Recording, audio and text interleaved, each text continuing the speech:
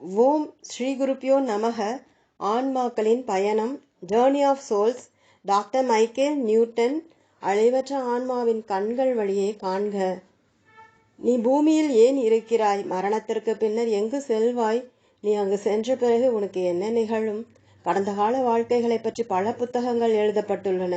ஆனால் இந்த அதிர்ச்சியூட்டும் ஆர்வத்தை தூண்டும் புத்தகம் வெளிவரும் வரை நாம் மறுபிறப்பிற்காக காத்திருக்கையில் நம் ஆன்மாக்களின் தொடர்கின்ற வாழ்க்கையை பற்றி மிக சிறிதளவே கூறப்பட்டுள்ளது. தனது வாடிக்கையாளர்களை அவர்களது முந்தைய வாழ்க்கைகளின் நினைவுகளை சென்றடைய காலத்தில் பின்னோக்கி எடுத்துச் செல்ல துவங்கிய போது ஒரு அத்தாட்சி பெற்ற உளவசிய சிகிச்சையில் நிபுணரான டாக்டர் மைக்கேல் நியூட்டன் தற்செயலாக மிகப்பெரிய அளவில் ஒன்றை கண்டுபிடித்தார். அதாவது, அறிதுயில் நிலையிலோ அல்லது மிக நுட்பமான விழிப்புணர்வு நிலையிலோ இருக்கும் வாடிக்கையாளரின் மனக்கண் மூலமாக ஆன்மா உலகிற்குள் பார்க்கவும், பூமியின் மீதான தங்களது வாழ்க்கைகளுக்கிடையே தங்கள் ஆன்மா என்ன செய்து கொண்டிருக்கிறது என அவரிடம் கூறவும் முடிந்தது. மரணத்தை பற்றிய உங்களது முன் கருத்துக்களை நீங்கள் படிக்கவிருக்கும் விஷயங்கள் உலுக்கிவிடும். பல ஆண்டுகளாக நூற்றுக்கணக்கான மக்களை ஆன்மா உலகிற்குள் ஆசிரியர் எடுத்துச் சென்றுள்ளார். இங்கு விவரிக்கப்பட்டுள்ள 29 நிகழ்வுகள் மிகவும் மதம் சார்ந்த, ஆன்மீக ஈடுபாடற்ற மற்றும் இரண்டிற்கும் இடையிலான மக்களின் அறிக்கைகளை சூழ்ந்துள்ளது. அவர்கள் அனைவரும் ஆன்மா உலகை பற்றிய கேள்விகளுக்கு பதில் அளித்த விதத்தில் குறிப்பிடத்தக்க இசைவை வெளிப்படுத்தியுள்ளார்கள். பூமியின் மீதான தங்கள் முந்தைய வாழ்க்கைகளை விவரிப்பதை காட்டிலும் ஆன்மா உலகில் தங்களிடத்தை கண்டுபிடிக்கின்ற குணப்படுத்தும் நடைமுறையானது வாடிக்கையாளர்களுக்கு அதிக அர்த்தமுள்ளதாக இருந்தது என டாக்டர் நியூட்டன் கண்டு உணர்ந்தார். உங்கள் வாழ்க்கை தேர்விற்குள் பின்னுள்ள நோக்கத்தையும் உங்கள் ஆன்மாவும் நீங்கள் நேசிக்கின்ற ஆன்மாக்களும் எவ்வாறு ஏன் சாஸ்வதமாக வாழ்கின்றன என்பதையும் புரிந்து கொள்ள உதவுவதற்கு ஆன்மாக்களின் பயணம் அவரது பல வருட ஆய்வுகளையும் உள்நோக்குகளையும் சுட்டி காட்டுகிறது. ஆசிரியரை பற்றி ஆலோசனை கூறும் உளவியலில் டாக்டர் மைக்கேல் நியூட்டன் முனைவர் பட்டம் பெற்றுள்ளார். அவர் ஒரு அத்தாட்சி பெற்ற உளவசிய ஆசான் சிகிச்சையாளரும் அமெரிக்க ஆலோசனை கூறும் சங்கத்தின் ஒரு உறுப்பினரும் ஆவார். அவர் உயர்நிலை கல்வி நிலையங்களில் ஒரு ஆசிரியராக இருந்துள்ளார். அதே நேரத்தில் லாஸ் ஏஞ்சல்ஸில் தனிப்பட்ட மருத்துவராகவும் செயல்பட்டிருந்தார். வாழ்க்கைகளுக்கு இடையேயான ஆன்மா அனுபவத்தை பலரது கடந்த கால வாழ்க்கை நினைவுகளுக்கு அப்பால் எடுத்துச் செல்ல டாக்டர் நியூட்டன் பின்னோக்கி செல்லும் உத்திகளை தாமாகவே ஏற்படுத்தினார். வெற்றி நடை போடும் இப்புத்தகத்தில் ஏற்கனவே அறிவித்தபடி ஆன்மா உலகிலான நம் வாழ்க்கையை பற்றிய புதிர்களை வெளிப்படுத்துவதில் அவர் ஒரு முன்னோடியாக கருதப்படுகிறார். ஆன்மாக்களின் பயணம் ஏற்கனவே 10 மொழிகளில் மொழிபெயர்க்கப்பட்டுள்ளது. ஆன்மாவின் பின்னோக்கி செல்லும் புத்திகளை சிறந்த முறையில் கடைபிடிப்பவராக டாக்டர் நியூட்டன் சர்வதேச புகழ் பெற்றுள்ளார். அவர் எண்ணற்ற வானொலி மற்றும் தொலைக்காட்சி உரையாடல்களிலும் ஆன்மீகத்தை ஒட்டிய விரிவுரையாளராகவும் தோன்றியுள்ளார். 1998 உளவசிய சிகிச்சையாளர்களின் தேசிய சங்கத்திடமிருந்து மனம், உடல் மற்றும் ஆன்மாவை இணைப்பதில் மிக தனிப்பட்ட பங்களிப்பிற்காக வருடாந்திர விருதை அவர் பெற்றார். அத்தியாயம் 14, புறப்பட்டிற்கான முன்னேற்பாடு. புதிய வாழ்விற்கான உடல் தேர்வின் பல உடல் சார்ந்த உளநூல் சார்ந்த விளைவுகளை பற்றி வழிகாட்டிகளுடனும் சமநிலையில் உள்ளவர்களுடனும் கலந்து பேசுதல்களை ஆன்மாக்கள் முடித்த பின்னர் மனித பிறவி எடுக்க முடிவெடுக்கப்படுகிறது. பின்னர் அவர்கள் பூமிக்கு உடனே செல்வார்கள் என்று ஊகம் செய்வது சரியாக இருக்கும். குறிப்பிடத்தக்க வகையான முன்னேற்பாடுகளுக்கு முன்னர் இது நிகழ்வதில்லை. வாழ்க்கை தேர்விடத்திலிருந்து திரும்பி வரும் ஆன்மாக்கள் அடுத்த வாழ்க்கையில் அவர்கள் யாராக இருக்க போகிறார்கள் என்பதன் சிறந்த தேர்வை வகைப்படுத்த வேண்டும் என்பது மட்டுமல்லாமல் வர இருக்கின்ற நாடகத்தில் உள்ள மற்ற நடிகர்களுடனும் இந்த முடிவை ஒன்றிணைக்க வேண்டும். வாழ்க்கையை ஒரு பெரிய நாடக மேடை நாடகமாக நினைத்து ஒரு நடிகராகவோ அல்லது நடிகையாகவோ நாம் முக்கியமான நடிகரின் பங்கை ஏற்போம். நாடகத்தில் நாம் சொல்லும் ஒவ்வொரு வசனமும் மற்ற சிறிய நடிகர்களை பாதிக்கிறது. அவர்களுடைய பங்குகள் நம்மால் மாற்றப்படலாம், மேலும் நம்முடைய பங்குகள் அவர்களால் மாற்றப்படலாம். ஏனென்றால் நாடகம் முன்னேறும் போது நம் விருப்பத்திற்கேற்ப வசனமும் மாறுகிறது. வாழ்க்கை அரங்கில் நம்முடன் நெருங்கிய தொடர்பு கொள்ள போகும் அந்த ஆன்மாக்கள் ஒவ்வொருவரும் முக்கியத்துவம் வாய்ந்த வாழ்க்கை பங்குகளுடன் நம் துணை நாடக உறுப்பினர்களை குறித்து காட்டுகிறார்கள்.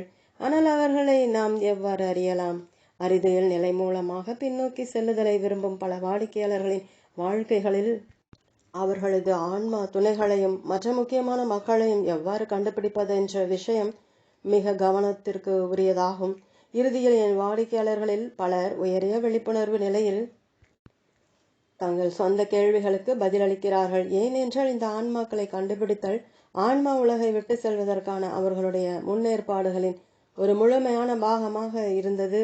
ஆன்மா உலகில் இதற்காக ஆன்மாக்கள் செல்லும் இடம் பொதுவாக ஏற்பிடம் அல்லது ஏற்பு வகுப்பு என அழைக்கப்படுகிறது. இங்கு நடக்கும் செயல் இறுதி பரீட்சைக்காக முயற்சிப்பது போலாகும் என்று எனக்கு கூறப்பட்டுள்ளது. இதன் விளைவாக அவர்களுடைய ஆன்மாக்கள் பூமிக்கு திரும்பும் வழியை அடைவதற்கு சற்று முன் நிகழும் ஆன்மீக வழிவூட்டும் நிலையை விவரிக்க என் வாடிக்கையாளர்களும் முன்னேற்பாடு வகுப்பு என்ற வார்த்தைகளை உபயோகிக்கிறார்கள். அடுத்த நிகழ்வு இந்த அனுபவத்தை குறித்து காட்டுகிறது. ஒரு ஏற்பு வகுப்பின் ஆன்மீக செயலுக்கு பின்னால் இருப்பதை தெளிவாக புரிந்து கொள்ள ஆன்மா துணை என்ற வார்த்தையை விளக்க வேண்டும். நம்மில் பலருக்கு நம்முடைய நெருங்கிய பழக்கமுடையவரும் மிகவும் நேசிக்கிறவருமான ஆன்மா துணை நம் வாழ்க்கை துணை ஆவார்கள். ஆயினும் நம் முந்தைய நிகழ்வுகளில் பார்த்தது போல நம் வாழ்க்கைகளில் விளைவுகளை ஏற்படுத்தும் ஆன்மாக்கள் மற்ற குடும்ப உறுப்பினர்களாகவோ அல்லது ஒரு நெருங்கிய நண்பராகவோ கூட இருக்கக்கூடும். பூமியின் மீது அவர்கள் நம்முடன் இருக்கும் கால அளவு நீண்டதாகவோ அல்லது குறுகியதாகவோ இருக்கலாம். நாம் இங்கிருக்கும் போது அவர்கள் நம் மீது கொண்டிருக்கும் தாக்கத்தின் விளைவுதான் முக்கியத்துவம் வாய்ந்தது. ஒரு சிக்கலான விஷயத்தை அதிகமாக எளிதாக்கும் அபாயம் நேரும்போது நம் தொடர்புகள் ஒரு சில பொதுவான வகையினங்களையாக பிரிக்கப்படலாம். முதலாவதாக, ஆழ்ந்த அன்பு சம்பந்தத்தில் ஒரு வகையான உறவு இருக்கிறது. அதனால் ஒருவர் மற்றொருவர் இல்லாமல் எவ்வாறு வாழ முடியும் என்று துணைவர்கள் தெளிவாக காண்பதில்லை. இது ஒரு மிக உறுதியான மனம் சார்ந்த உடல் சார்ந்த கவர்ச்சியாக இருப்பதால் அவர்கள் ஒருவர் மற்றவருக்காக இருப்பதை எந்த துணைவரும் சந்தேகப்படுவதில்லை. இரண்டாவதாக, தோழமை, நட்பு, பரஸ்பரமான மரியாதை ஆகியவற்றின் அடிப்படையில் தொடர்புகள் உள்ளன. இறுதியாக, சிறிதளவு செயல் நோக்கமுடைய நம் வாழ்க்கைக்கு பெருமளவில் உதவ திட்டமிடப்படாத அறிமுகங்களை சார்ந்த தொடர்புகள் உள்ளன. இவ்வாறு ஒரு ஆன்மா துணை பல உருவங்களை எடுத்துக்கொள்ளலாம். மேலும் இந்த வகையினங்களுக்குள் ஒன்றில் வரும் மக்களை சந்தித்தல் ரஷ்ய நாட்டை சார்ந்த ரூலெட் விளையாட்டல்ல. ஆன்மா துணைகள் உங்களுக்கும் அவர்களுக்கும் பரஸ்பரமான குறிக்கோள்களை நிறைவேற்ற பல வகையான நிலைமைகளில் உதவுவதற்கு நியமனம் செய்யப்பட்ட தோழர்கள், நண்பர்கள் மற்றும் காதலர்களை பொறுத்தவரை தொகுதி ஆன்மாக்களின் தனித்துவ மேற்பு நமது மிக்க உச்சகட்ட விழிப்புணர்வு நிலையிலிருந்து வருகிறது.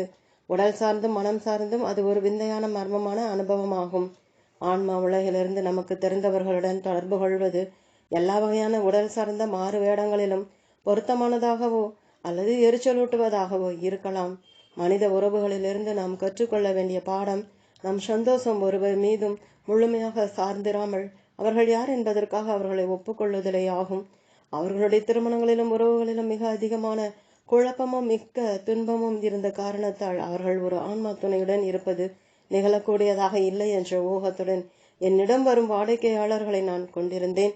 முன்வினை பயன் சார்ந்த பாடங்கள் நம் ஒவ்வொருவருக்கும் கடினமான படிநிலைகளை அமைக்கிறது. மேலும் நெஞ்சத்தின் தொடர்புள்ள வேதனையான அனுபவங்கள் வாழ்க்கையில் வேண்டுமென்றே செய்யப்பட்ட சோதனைகள் என்பதை அவர்கள் தெளிவாக உணர தவறுகிறார்கள்.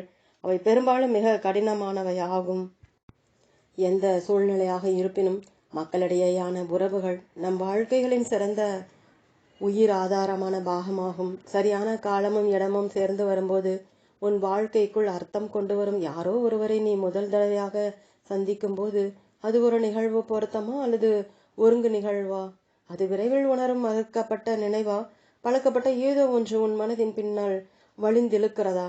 கடந்த காலத்தில் முக்கியமான யாரோ ஒருவருடன் குறிப்பிடத்தக்க முதல் சந்திப்பு தொடர்பான அந்த நினைவுகளை நான் ஏன் வாசகர்களை வகைப்படுத்த சொல்வேன்? அது பள்ளியில் இருந்ததா? இந்த நபர் அதே வட்டாரத்தில் வாழ்ந்தாரா?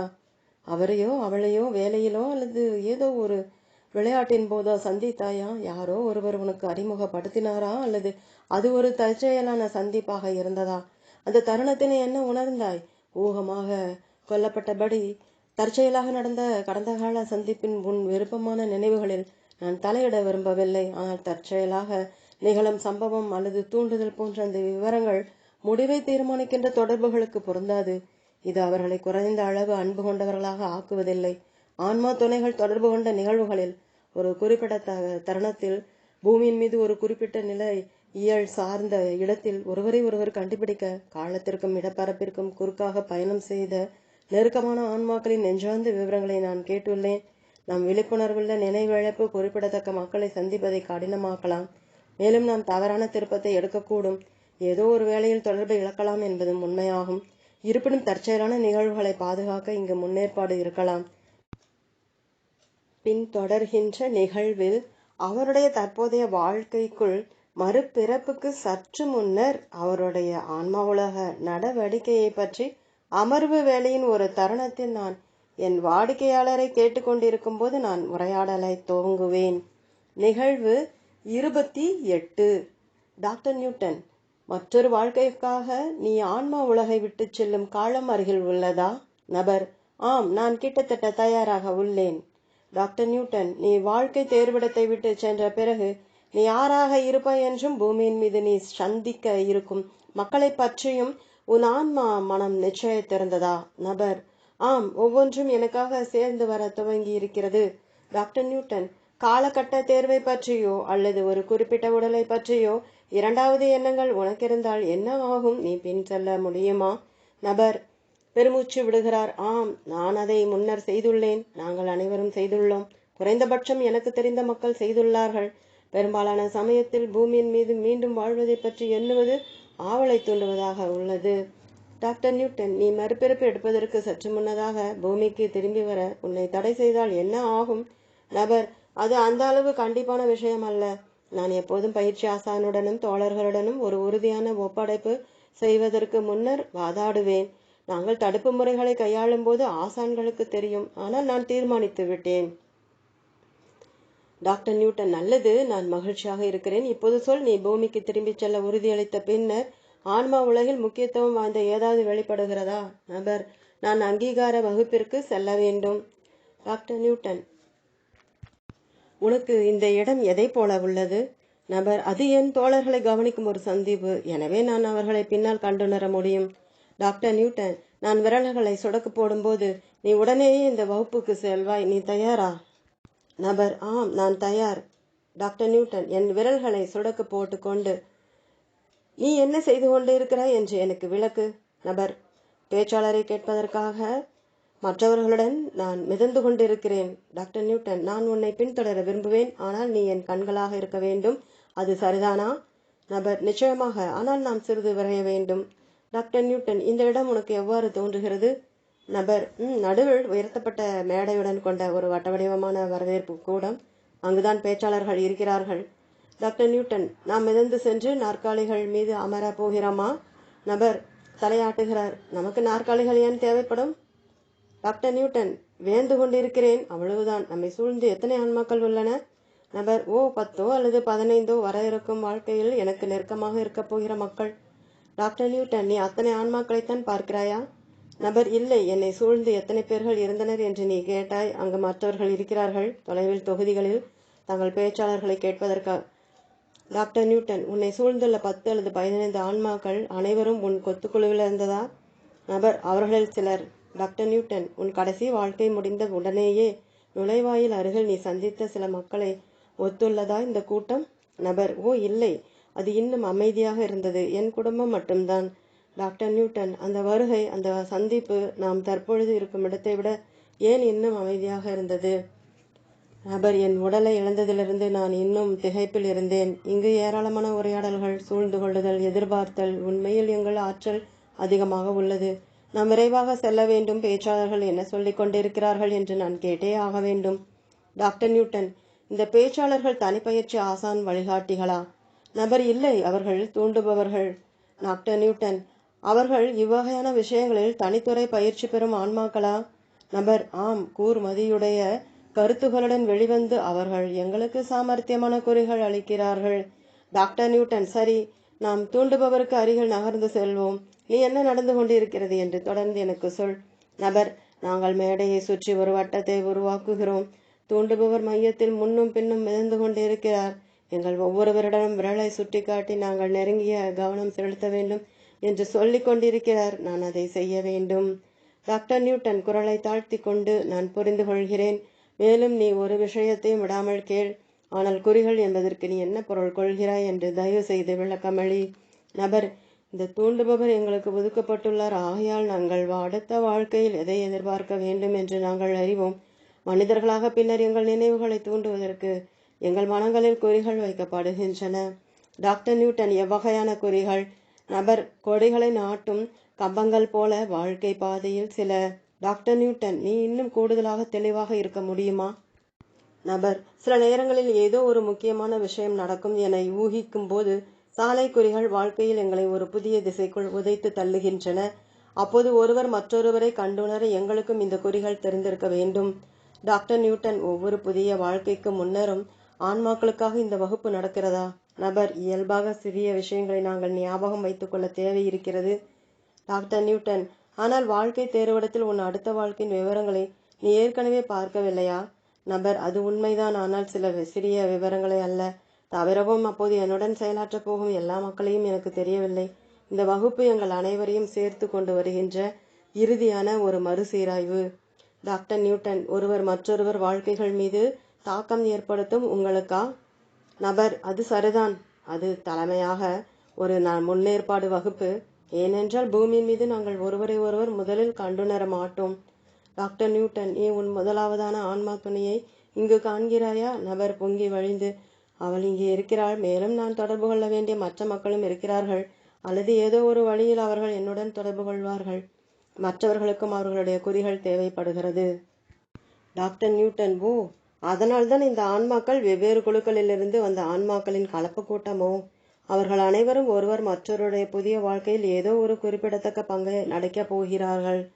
நபர் பொறுமையின்றி, ஆம், ஆனால் நீ பேசிக்கொண்டே இருந்தால் என்ன நடந்து கொண்டிருக்கிறது என்பதை நான் கேட்க முடியாது. ஷ். டாக்டர் நியூட்டன் என் குரலை மீண்டும் தாழ்த்தி கொண்டு, சரி, 3 என்று எண்ணுவதற்குள் நான் இந்த வகுப்பை சில நிமிடங்களுக்காக நிறுத்தி வைக்கப் போகிறேன். எனவே நீ எதையும் இழக்க மாட்டாய். மென்மையாக. 1, 2, 3. நீ கொடிகள் குறிகளை பற்றி சிறிது கூடுதலாக விளக்கும் போது பேச்சாளர் அமைதியாக இருக்கிறார், சரியா? நபர், சரி, நான் புரிந்து கொண்டேன். டாக்டர் நியூட்டன், நான் இந்த குறிகளை நினைவு விசை என அழைக்கப் போகிறேன். அங்கு உன்னுடன் இருக்கும் இந்த ஒவ்வொருவருக்காகவும் தனிப்பட்ட விசைகள் இருக்கும் என்று சொல்கிறாயா? நபர், அதனால்தான் நாங்கள் சேர்ந்து கொண்டு வரப்பட்டுள்ளோம்.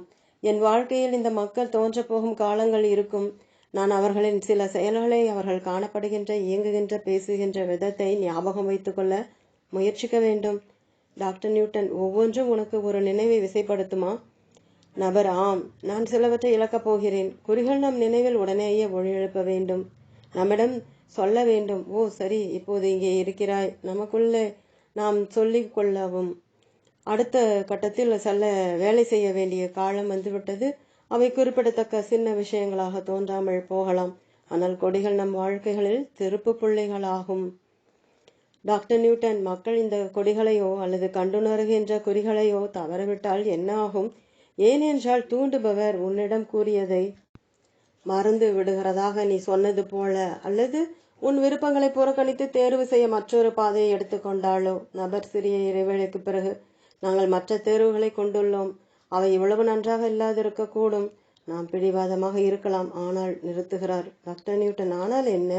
நபர் பற்றுறுதியுடன், இந்த வகுப்பிற்கு பிறகு நாங்கள் வழக்கமாக முக்கியமான குறிகளை மறப்பதில்லை. டாக்டர் நியூட்டன், பூமியில் நமக்கு தேவையான பதில்களை மட்டும் நம் வழிகாட்டிகள் ஏன் அளிப்பதில்லை? விஷயங்களை ஞாபகம் வைத்துக்கொள்ள குறிகளுடன் ஏன் இந்த ஏமாற்று வேலை? நபர், இதே காரணத்துக்காகத்தான் முன்கூட்டியே ஒவ்வொன்றையும் அறியாமல் நம் பூமிக்கு செல்கிறோம். நம் ஆன்ம ஆற்றல் நாம் கண்டுபிடிப்பதுடன் வளர்ச்சி அடைகிறது. சில சமயங்களில் நம் பாடங்கள் விரைவாக முடிகின்றன. வழக்கமாக அப்படியல்ல. சாலையின் மிக்க கவனம் தூண்டுவதான பாகம் திருப்பங்களாகும். மேலும் நம் மனதிலுள்ள கொடிகளை புறக்கணிக்காது இருத்தல் சிறந்ததாகும். டாக்டர் நியூட்டன், சரி, நான் 10 கீழே 1 வரை எண்ணப் போகிறேன். நான் 1 அடைந்ததும் உன் வகுப்பு மீண்டும் தொடங்கும். தூண்டுபவர் குறிகளை வெளிப்படுத்தும் போதும் நீ கவனிப்பாய். நீ உன் வலது கையின் ஆட்காட்டி விரலை உயர்த்தும் வரை நான் பேச மாட்டேன். வகுப்பு முடிந்துவிட்டது என்பதற்கான என்னுடைய குறி இதுவாக இருக்கும். நீ ஞாபகம் வைத்துக் கொள்ள வேண்டிய குறிகளை நீ எனக்கு விரிவாக விளக்கலாம். நீ தயாராக இருக்கிறாயா? நபர், ஆம். குறிப்பு, நான் எண்ணுவதை முடித்துக் கொள்கிறேன். என் வாடிக்கையாளர் தன் விரலை உயர்த்துவதற்கு முன்னர் ஓரிரு நிமிடங்கள் காத்திருந்தேன். பூமி மற்றும் ஆன்மா உலகங்களுக்கிடையே கால ஒப்பீடுகள் ஏன் பொருளற்றது என்பதற்கான இது ஒரு எளிய உதாரணமாகும். டாக்டர் நியூட்டன், அது நீண்ட காலம் எடுத்துக்கொள்ளவில்லையே? நபர், அது நீண்ட காலம் எடுத்துக்கொண்டது. பேச்சாளருக்கு எங்கள் அனைவருடனும் ஏராளமான விஷயங்கள் சொல்ல வேண்டியிருந்தது. டாக்டர் நியூட்டன், கண்டுணரும் கொடிகளின் விவரங்களை உன் மனதில் உறுதியாக கொண்டுள்ளாய் என ஊகிக்கிறேன். நபர், நான் அவ்வாறுதான் நினைக்கிறேன். டாக்டர் நியூட்டன், நல்லது. அப்படியானால் வகுப்பு முடிந்தபோது உனக்கு அளிக்கப்பட்ட கடைசி குறியை பற்றி எனக்கு சொல். நபர், சிறிய இடைவெளிக்கு பிறகு, ஒரு வெள்ளி பதக்கம். எனக்கு 7 வயதாகும்போது நான் அதை பார்ப்பேன். என் தெருவில் இருக்கும் ஒரு பெண்மணியின் கழுத்தில் அவள் எப்போதும் அந்த பதக்கத்தை அதை அணிந்தாள். டாக்டர் நியூட்டன், இந்த வெள்ளி பொருள் உனக்கு எவ்வாறு விசையாக இருக்கும்? நபர், புலனாகாமல். அது சூரியனில் ஒளிர்கிறது. என் கவனத்தை இருக்க நான் ஞாபகம் வைத்துக் கொள்ள வேண்டும். டாக்டர் நியூட்டன் அதிகாரமான துணியில், உன் ஆன்மீக பூமி சார்ந்த அறிவை ஒன்றாக கொண்டு வர உனக்கு திறமை இருக்கிறது. வாடிக்கையாளரின் நெற்றியில் என் கையை வைத்து, இந்த பெண்மணியின் ஆன்மா நீ தெரிந்து கொள்ள ஏன் முக்கியத்துவம் வாய்ந்தது? நபர், எங்கள் தெருவில் நான் மிதிவண்டியின் மீது ஏறி செல்லும் போது அவளை சந்திக்கிறேன். அவள் புன்னகைக்கிறாள். வெள்ளி பதக்கம் பிரகாசமாக இருக்கிறது. நான் அதை பற்றி கேட்கிறேன். நாங்கள் நண்பர்களாகிறோம். டாக்டர் நியூட்டன், பின்னர் என்ன? நபர் உள்ளார்வத்துடன், நாங்கள் அங்கிருந்து செல்வதற்கு சிறிது காலத்திற்கு முன்னர் தான் நான் அவளை அறிவேன். ஆனால் அது போதும். அவள் எனக்கு படிப்பாள், வாழ்க்கையை பற்றி என்னிடம் பேசுவாள், மக்களை மதிக்க எனக்கு கற்பிப்பாள்.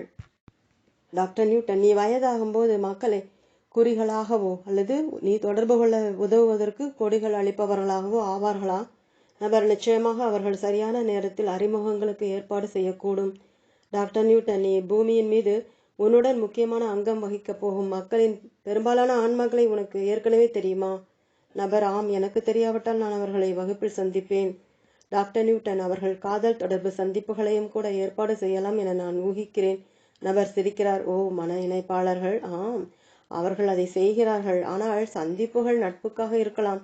முன்னேற்றத்துக்கு உதவ மக்களை ஒன்றாக சேர்த்தல், அவ்வகையான விஷயங்கள். டாக்டர் நியூட்டன், அப்படியானால் இந்த வரவேற்பு கூட்டத்தில் உள்ள வேறிடத்தில் உள்ள ஆன்மாக்கள் உன் வாழ்க்கையில் வெவ்வேறு வகையான தொடர்புகளுடன் ஈடுபட்டிருக்கலாமா? நபர் ஆர்வத்துடன், ஆம். என் பந்தாட்ட குழுவிலுள்ள நபருடன் நான் தொடர்பு கொள்ளப் போகிறேன். மற்றொருவர் என் நிலத்தை பயன்படுத்தும் துணைவராக இருப்பார். பின்னர் என் பள்ளியிலிருந்து என் வாழ்நாள் முழுவதும் நீடித்திருக்கும் தோழர் இருப்பார். டாக்டர் நியூட்டன், நீ தவறான நபருடன் தொழிலில், காதலில், வேறு எதிலாவது தொடர்பு கொண்டால் என்ன ஆகும்? ஒரு தொடர்புக்குரியையோ அல்லது ஒரு முக்கியமான சம்பவத்துக்கான சிவப்பு கொடியோ நீ தவறிவிட்டாய் என்று அது பொருள்படுமா? நபர், அது தவறாக இருக்காது. மிக நுட்பமாக நீ ஒரு புதிய திசையில் செயல்படுவதற்கான துவக்கமாக அது இருக்கக்கூடும். டாக்டர் நியூட்டன், சரி. இந்த முன்னேற்பாடு வகுப்பிலிருந்து நீ ஞாபகம் வைத்துக் கொள்ள வேண்டிய மிக முக்கியமான கண்டுணரும் குறி என்ன என்று இப்போது நீ எனக்கு சொல். நபர், மெலிண்டாவின் சிரிப்பு. டாக்டர் நியூட்டன், மெலிண்டா யார்? நபர், எனக்கு மனைவியாக போகிறவள்.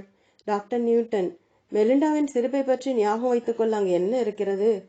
நபர், நாங்கள் சந்திக்கும் போது அவள் சிரிப்பு சின்னஞ்சிறிய மணிகளைப் போல ஒழிக்கப் போகிறது. பல மணிகளின் ஒளிகள். நான் உண்மையாக உனக்கு அதை விவரிக்க முடியாது. பிறகு நாங்கள் முதல் முறையாக ஆடும்போது அவள் பூசும் வாசனை திரவியத்தின் நறுமணம், ஒரு பழக்கப்பட்ட நறுமணம், அவள் கண்கள். டாக்டர் நியூட்டன், எனவே உன் ஆன்மா துணைக்காக உனக்கு உண்மையாக ஒன்றுக்கு மேலான விசை அளிக்கப்படுகிறதா? நபர், ஆம். நான் மிக்க ஆழமானவன். எனக்கு அதிகமாக தடங்கள் தேவைப்பட்டது என்று தூண்டுபவர்கள் நினைத்தார்கள் என்று நான் ஊகிக்கிறேன். நான் சரியான நபரை சந்திக்கும் போது நான் தவறு செய்ய விரும்பவில்லை. டாக்டர் நியூட்டன், உன்னை கண்டுணர அவளுக்கு எந்த விசையாக இருக்கப் போகிறது? நபர் அசட்டு சிரிக்கிறார். என் பெரிய காதுகள் ஆடும்போது அவளுடைய கால் விரல்கள் மீது காலடி எடுத்து வைத்தல். நாங்கள் ஒருவரை ஒருவர் முதலாவதாக பிடித்து கொள்ளும் போது நாங்கள் என்ன உணர்கிறோம்? கண்கள் நம் ஆன்மாவின் ஜன்னல்கள் என்பது ஒரு பழைய கூற்றாகும். ஆன்மா துணைகள் பூமியின் மீது சந்திக்கும் போது வேறு எந்த உடல் சார்ந்த இயல்பும் குணமும் கூடுதலான விளைவு கொண்டிருக்கவில்லை. நம் ஊற்ற உடல் சார்ந்த உணர்வுகளை பற்றி ஆன்மாக்கள் ஒளிகள், வாசனை போன்ற நினைவுகளை விடாது வைத்திருக்கின்றனர் என முந்தைய ஒரு அத்தியாயத்தில் நான் குறிப்பிட்டேன். 5 உணர்வுகளில் அனைத்துமே வருங்கால வாழ்க்கைகளில் கண்டுணரும் சுட்டுக்குறிகளாக ஆன்மீக தூண்டுபவர்களால் பயன்படுத்தக்கூடும். அவனது ஆன்மீக கண்டுணரும் வகுப்பில் பங்கேற்பிலிருந்து நான் அவனை பிடித்து வைத்துக் கொண்டதில் நிகழ்வு 28 உள்ள நபர் சிறிது உடல் நலமின்மையை வெளிப்படுத்த தொடங்கினார். ஒரு வரவேற்பு கூடத்தில் மையத்தில் உள்ள மேடையை சுற்றி மிதந்து கொண்டிருக்கும் காட்சி சார்ந்த தொடர்பை நான் வலுப்படுத்தினேன்.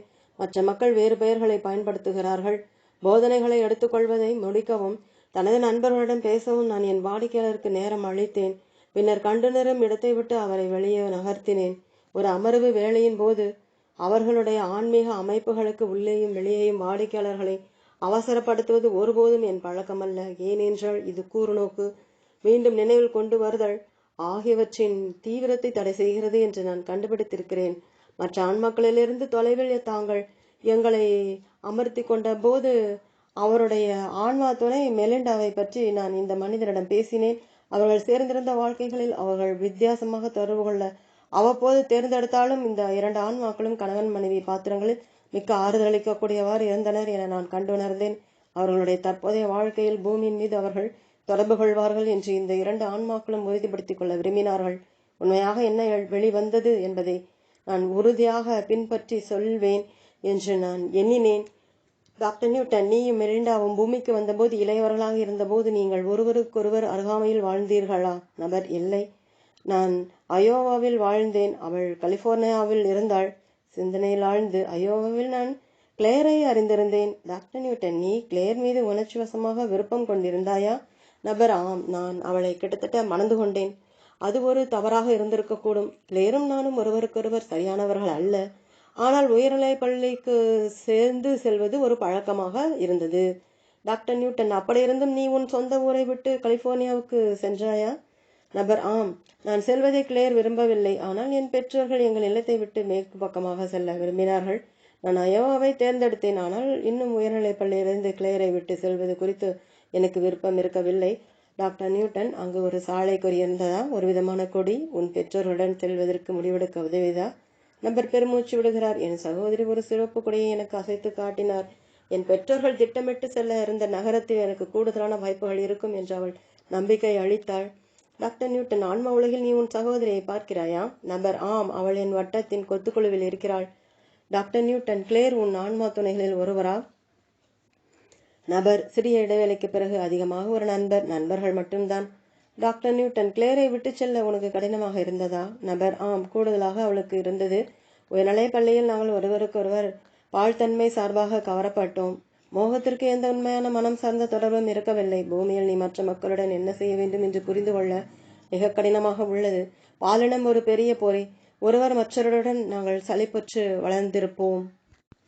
டாக்டர் நியூட்டன், மெலிண்டாவுடன் உடல் சார்ந்த கவர்ச்சி நீ கிளேரிடம் கொண்டிருந்ததிலிருந்து மாறுபட்டிருந்ததா? நபர் சிறிய இடைவெளிக்கு பிறகு: நடனத்தில் மெலிண்டாவும் நானும் சந்தித்த போது அங்கு அவளுடைய உடலின் கவர்ச்சியிலிருந்து நான் காட்சியளித்த விதம் அவளுக்கும் பிடித்திருந்தது என நான் ஊகிக்கிறேன்.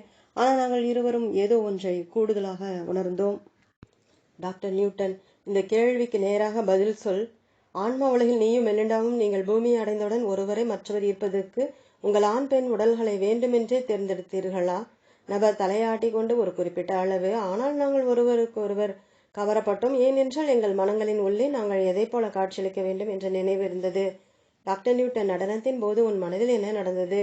நபர்: நான் இப்போது எல்லாவற்றையும் காண முடிகிறது. எங்கள் தனிமுறை பயிற்சி ஆசான் அன்று இரவு மெலிண்டாவுக்கும் எனக்கும் உதவி கொண்டிருந்தார். நடனத்துக்கு செல்வதற்கான என் கருத்து திடீரென வந்தது. நான் நடனமாட விரும்புவதில்லை. ஏனென்றால் நான் திறமை நயமில்லாதவன். பட்டணத்தில் எனக்கு இன்னும் யாரையும் தெரியாது. நான் முட்டாளாக உணர்ந்தேன். ஆனால் நான் அங்கு வழிகாட்டப்பட்டேன். டாக்டர் நியூட்டன், ஆன்மீக முன்னேற்பாடு வகுப்பின் போது நீயும் மெலிண்டாவும் சேர்ந்து நடன காட்சியை எழுதினீர்களா? நபர்: ஆம், அப்பொழுது எங்களுக்கு அதை பற்றி தெரிந்தது. நடனத்தில் நான் அவளை பார்த்தபோது அறிவிப்பொழி கேட்டது. நான் என் தனி சிறப்பு பண்புக்கு மாறான ஏதோ ஒன்றை நான் செய்தேன். அவள் நடனமாடிக்கொண்டிருந்த மனிதனுக்கு குறுக்கே நான் சென்றேன். நான் அவளை முதலில் பிடித்து கொண்ட போது என் கால்கள் ரப்பரை போல இருந்தன. டாக்டர் நியூட்டன், நீயும் மெலிண்டாவும் அந்த தருணத்தில் வேறு என்ன உணர்ந்தீர்கள்? நபர்: நாங்கள் மற்றொரு உலகத்தில் இருந்தது போல அங்கு இருந்த பழக்கப்பட்ட தன்மை இருந்தது. அந்த நடனத்தின் போது மிக விசித்திரமாக இருந்தது. சந்தேகமின்றி ஏதோ ஒரு முக்கியமான விஷயம் வெளிப்பட்டு கொண்டிருந்தது என்ற அறிவு, வழிகாட்டுதல். எங்கள் சந்திப்பின் உள்நோக்கம். எங்கள் நெஞ்சங்கள் தடதடவென்று அடித்து கொண்டிருந்தன. அது வசியமாக இருந்தது. டாக்டர் நியூட்டன், அப்படியானால் உன் வாழ்க்கைகளில் கிளேர் என் முன்னர் ஒரு சிக்கலான கலப்பாக இருந்தாள். நபர்: என்னை வசப்படுத்தி பண்ணையில் தங்க வைக்க இம்மாதிரி ஒரு தவறான ஒரு வழியில் நான் கடந்து செல்வது மற்றொரு வகையான வாழ்க்கை நடத்த தேவையாக இருந்தது. நான் விட்டு சென்ற பின்னர் கிளேர் சரியான நபரை கண்டுணர்ந்தாள். டாக்டர் நியூட்டன், நீயும் கிளேரும் சேர்ந்து தப்பான வழியை எடுத்திருந்து உன் சகோதரியின் கொடியை தவறிவிட்டிருந்தாள். அந்த வாழ்க்கை ஒரு முழுமையான துன்ப நிகழ்ச்சியாக இருந்திருக்குமா? நபர்: இல்லை, ஆனால் அது இதை போல அவ்வளவு நன்றாக இருந்திருக்காது. வாழ்க்கையில் ஒரு முக்கியமான வழியை நாம் முன்கூட்டியே தேர்ந்தெடுக்கிறோம். ஆனால் இரண்டில் ஒன்றின் தேர்வுகள் எப்போதும் இருக்கின்றன. மேலும் நாம் அவற்றிலிருந்தும் கற்றுக்கொள்கிறோம். டாக்டர் நியூட்டன், உன் வாழ்க்கைகளில் நீ எப்போதாவது தவறுகள் செய்கிறாயா? தவறான வழிகளை எடுக்கிறாயா? மேலும் வேலை மாற்றத்திற்காக மற்றொரு பட்டணத்துக்கு சென்றோ அல்லது முக்கியமான யாரோ ஒருவரை சந்திக்கவோ சாலையில் கொடிகளை தவறிவிட்டாயா? ஏனென்றால் வாழ்க்கை தேர்விடத்தில் அல்லது கண்டுணரும் வகுப்பில் நீ கண்ட விவரங்கள் போதுமான அளவு உறுதியாக பதிய வைக்கப்படவில்லையா? நபர் நீண்ட பேச்சு இடைவேளை.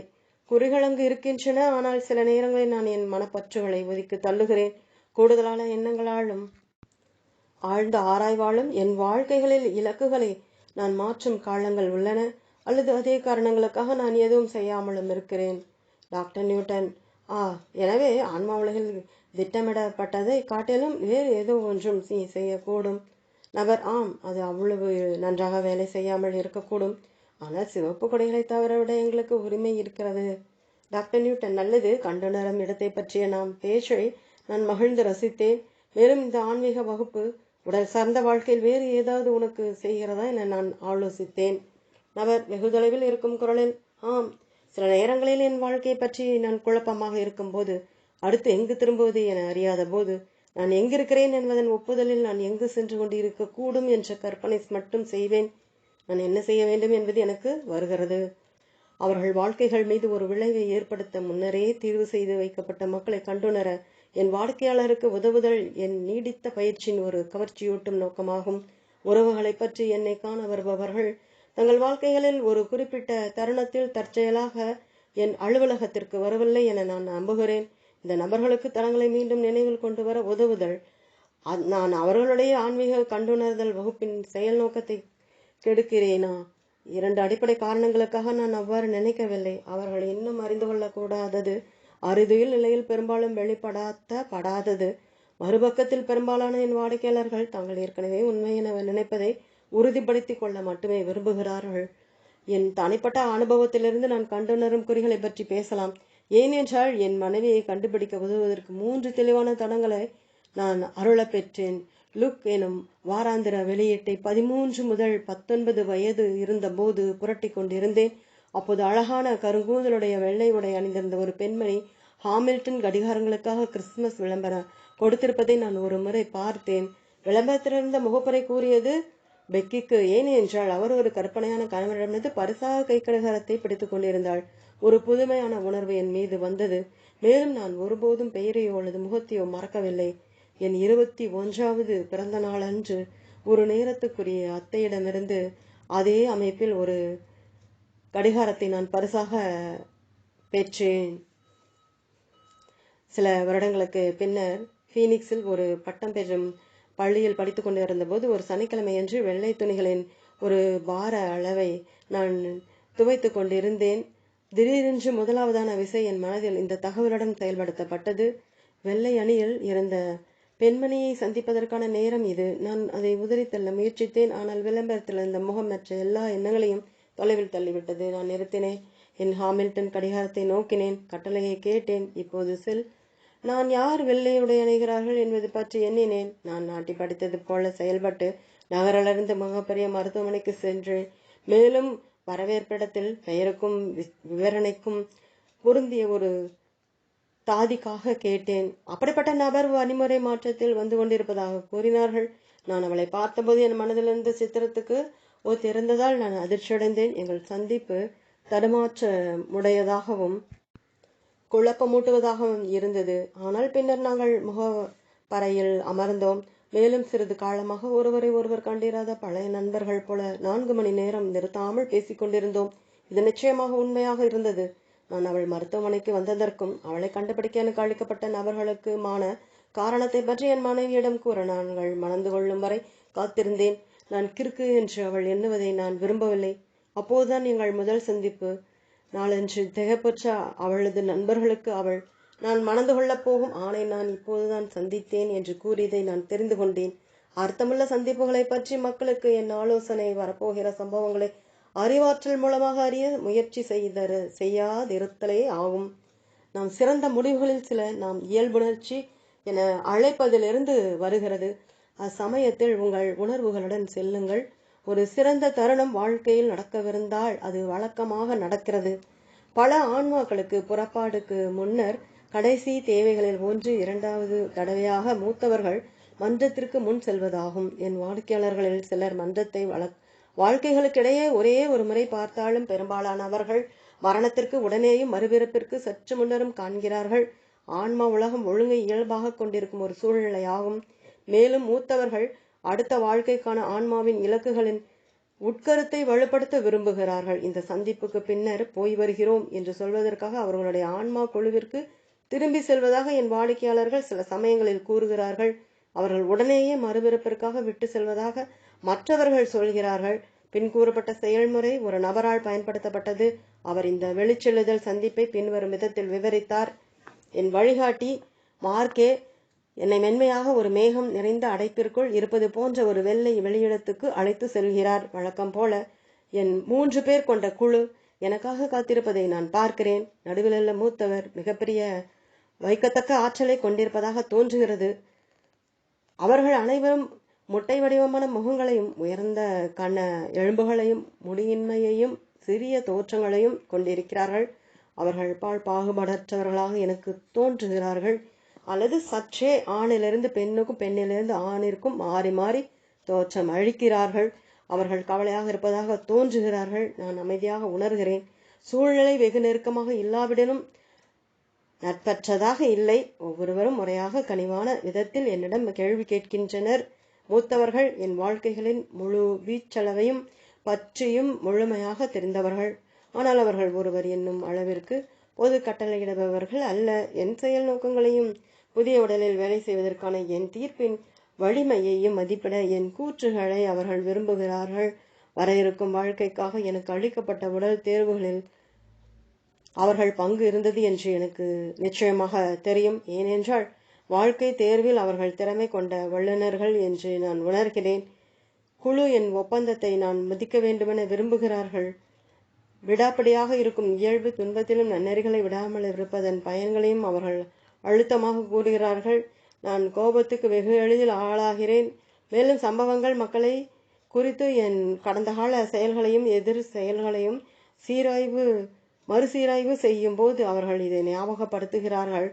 மோசமான சூழ்நிலைகளில் என் மீது கூடுதலான நம்பிக்கை வைக்கவும் விஷயங்கள் கைவிட்டு செல்லாதிருக்கவும் மூத்தவர்களும் மார்க்கேயும் எனக்கு அகத்தூண்டுதலாலும் நம்பிக்கையும் ஊக்கமும் அளிக்கிறார்கள். பின்னர் கடைசி செயலாக நான் விட்டு செல்ல இருக்கும்போது என் உறுதியான நம்பிக்கையை தாங்குவதற்கு அவர்கள் தங்கள் தோள்களை உயர்த்துகிறார்கள். மேலும் என்னுடன் எடுத்துச் செல்ல எதிர்மறையற்ற ஆற்றலின் சக்தியை என் மனதுக்குள் அனுப்புகிறார்கள். நான் துவக்கத்தில் சற்றே புதுமையாக கண்டுபிடித்த 2 மன்றங்களின் சந்திப்புகளை பற்றிய ஒரு விஷயம் என்னவென்றால், ஒரே ஆன்மா குழுவிலுள்ள உறுப்பினர்கள் அதே அரங்கத்தின் முன்னால் தேவையின்றி செல்லுவதில்லை. சிறிது காலத்திற்கு அங்கு எப்போதும் தொடர்பு இருக்கும் என்று நான் ஊகித்தேன். ஏனென்றால் ஒரு தனித்த ஆன்மா குழுவின் எல்லா உறுப்பினர்களுக்கும் அதே வழிகாட்டி இருக்கிறார் என்று நினைத்தேன். அது தவறு.